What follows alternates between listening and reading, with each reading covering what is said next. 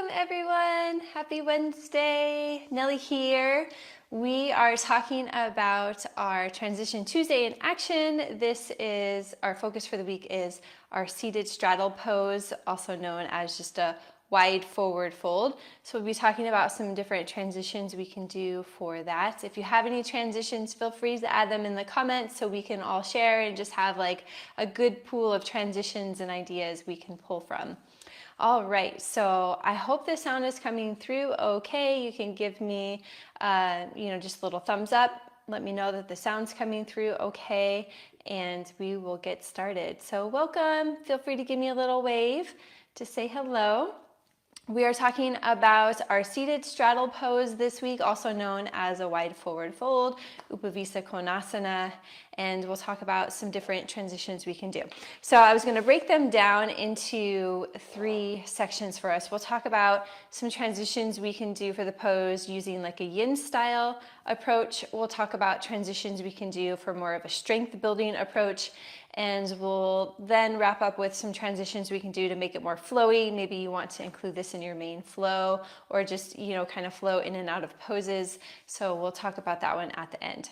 So the first section we'll talk about is yin. So thinking about our seated straddle pose, our wide forward folds, and just to give you a visual of what the pose looks like, here is our wide forward fold. It's I think mostly students will place their hands here in the center and let their hands come forward. But the traditional way of doing the pose is to take peace fingers to big toe and let your chest come down to the earth. So I'll be showing variations for both of those. So from a seated wide forward fold here, in a yin style class, you could just hang out here in the pose. You could do a transition where you bring your hands over to one side. Maybe you hang out here for a minute, come through the center, go over to the other side for a minute, and then come back to the center for another minute. So that would give you, a good solid 4 minutes just for that type of pose in a yin class.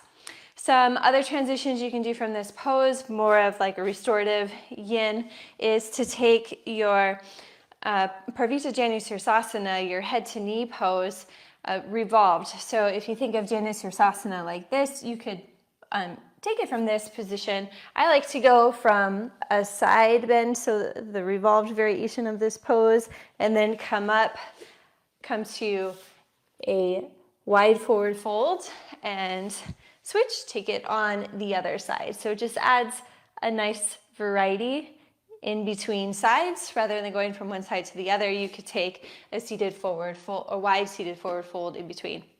Now you can also go from a wide forward fold to bridge pose. So after you're done here, then you can lift up, maybe lower down, come into a bridge pose, supported bridge if you're teaching a yin class, and hang out here for a few breaths.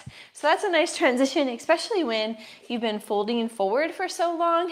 In a seated wide forward fold, you have deep hip flexion, and so it's nice to kind of do the hip extension after that pose.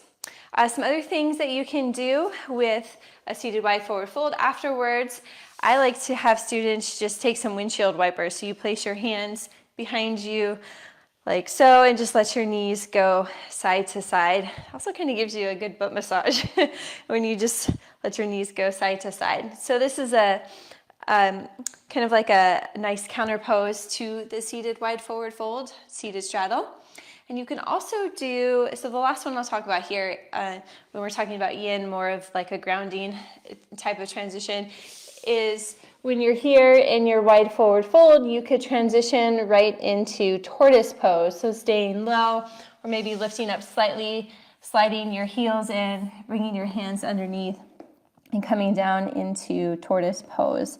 So that's a nice transition you could do too. All right, so those are the transitions that you can do for a yin style practice, or if you're doing like a cool down series in your class, or maybe this is more of a restorative or a gentle class. Those are some great transitions you can do.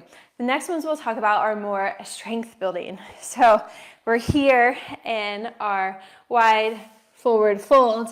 To make it more strength building, maybe you have students take peace fingers to big toes and lift up into this position, because now they really have to use some energy, some muscles to get up into this position, and you can have them hold here and maybe you have them lower down. So if you want to lower down, I recommend flexing your feet so your heels don't slam the ground, and let your calves kind of embrace the fall to the earth and then come into your wide forward fold.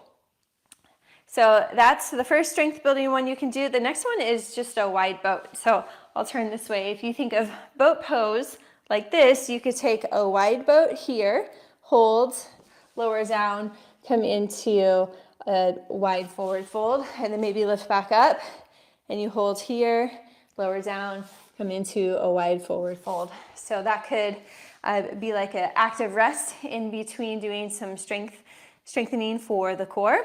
So a wide boat, position here. And then another strength building one you could do is you're here in your wide forward fold. You could lift your chest up, and you could plant one hand on each side, one hand in front, one hand behind, and then you could lift up here and down, maybe switch to the other side, lift up and down. And so that is really gonna work the legs as well as the core and the shoulders for that position. The other one you could do for strength building is to bring your fingertips to the center, kind of like a boat, but you have your hands to the earth. Lean back and lift your feet up, and maybe take some pulses here. So maybe you take 10 pulses, or you just hold and then you lower down, and you could take an active rest in your seated wide forward fold. So those are some good strength building ones that you can work on as a transition with your wide forward folds. And now some fun ones to really add this pose into your flow. Nicola had commented in the Transition Tuesday post to go from Skandasana, which is a side lunge. So you're here in your side lunge. She said to go side lunge on the right into a wide forward fold, then lift up and take the same thing on the other side. So you might just have to play around with like your positioning on the mat. If you want your students to stay on the mat, to come here into wide forward fold and then over to the other side. So awesome transition. Thanks for sharing that, Nicola. Another one that kind of goes along with that switch is if you're in a wide forward fold, and let's say you have your students here, and you're like, how am I going to get them back to down dog or even to a standing position? Well, one of the things I like to do is to tuck one leg in and turn to either the front or the back. So you're in kind of like a half pigeon pose, tuck your toes under.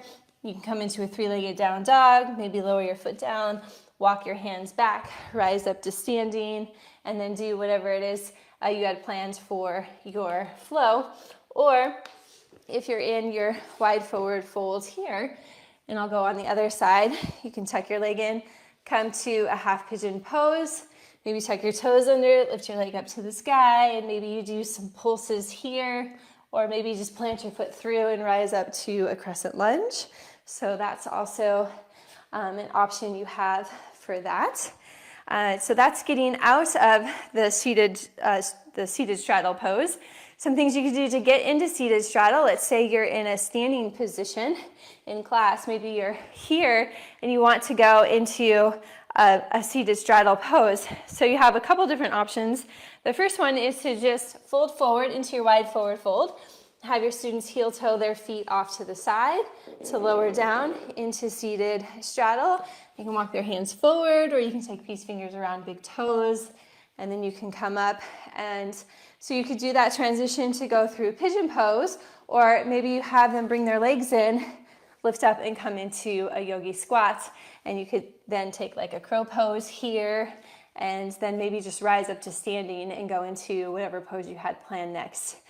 You can also go into a seated straddle from yogi squat. So if you're here in yogi squat, one of the transitions I like to do is to lower the sit bones down, peace fingers, big toes, lift up, then lower down into a seated straddle here. And then I usually turn and go into the half pigeon transition to get back to a downward facing dog. So those are some transitions.